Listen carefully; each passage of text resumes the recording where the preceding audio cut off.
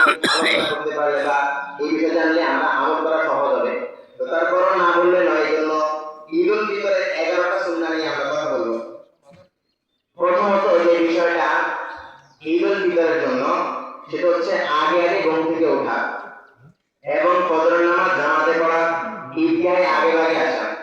আমরা আসলে এই সুন্নাহটা অনেকেই মানি না। দেখা যায় আমরা যদি সমাজে খোঁজ খবর নিই, আমাদের এই সমাজে মনে হচ্ছে যেন ঈদের নামাজের সময়, ঈদের দিন ফজর নামাজ পড়াটা মনে হয় মানে এক্সট্রা একটা আমল, বিষয়টাই কমে যাচ্ছে। মানে ঈদের নামাজটাই যেন মানে গুরুত্বপূর্ণ, ফজর নামাজের কোনো গুরুত্ব নেই। আমার কথা বুঝছেন কিনা আপনারা জানি না। সেটা হচ্ছে মনে হচ্ছে যে এটা এটা হচ্ছে একদম নকলের থেকেও ছোট জিনিস ফজর নামাজটা। ঈদের নামাজটা যেভাবে গুরুত্ব দেওয়া হয়, ফজর নামাজকে যেভাবে গুরুত্ব দেওয়া হয়, দেওয়া হয় না। অথচ ফজর নামাজ ঈদের নামাজটাও কি গুরুত্বপূর্ণ। আমরা কিন্তু ফজর নামাজকে কি হচ্ছে, অনেকে এখন ঘুমাচ্ছে, দৌড় দিয়ে আসে কি করবে, শুধু নামাজটা করবে। সম্মানিত মুসলিম এটা রাসূল সাল্লাল্লাহু আলাইহি ওয়াসাল্লাম বলেছেন ঈদ উল ফিতরের আমলের মধ্যে এক নম্বর আমল হচ্ছে আগে ভাগে ওঠা। কেমন আগে ভাগে ওঠা? এমন আগে ভাগে ওঠা যেটা উঠলে সে ফজর নামাজ কি করতে পারবে, জামাতের সাথে আদায় করতে পারবে। এই জামাতের সাথে আদায় করা এবং ঈদগাহের মধ্যে সবার আগে ভাগে কি করা। আর আমরা অনেকে এখন কিন্তু কি করতে পারি না, ঈদে আসতে পারি না। আমরা জানি আমাদের ঈদগাহে নামাজ কিন্তু 8টা বাজে না, আমরা ইনশাআল্লাহ আমরা আগে ভাগে আসা।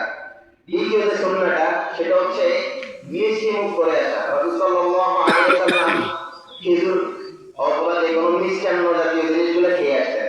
আর রাসূলের সুন্নাহ ছিল যদি খেজুর খেয়ে আসেন তাহলে বিজোড় খেজুর খেতেন, একটা অথবা তিনটা, তার অধিক এরকম রাসূল করতেন। আমাদের যেহেতু অনেকে খেজুর, অনেকে সেমাই, চিনি বা বিভিন্ন মিষ্টান্ন বিষয়গুলো থাকে বাসায়, আপনারা এখান থেকে কিছু কি করা খেয়ে আসা। এটা হচ্ছে ঈদ উল ফিতরের দিন। আবার ঈদ উল আজহার দিন না খেয়ে আসা সুন্নাহ। ঈদ উল ফিতরের দিন খেয়ে আসা সুন্নাহ, আর ঈদ উল আজহার দিন না খেয়ে আসা সুন্নাহ।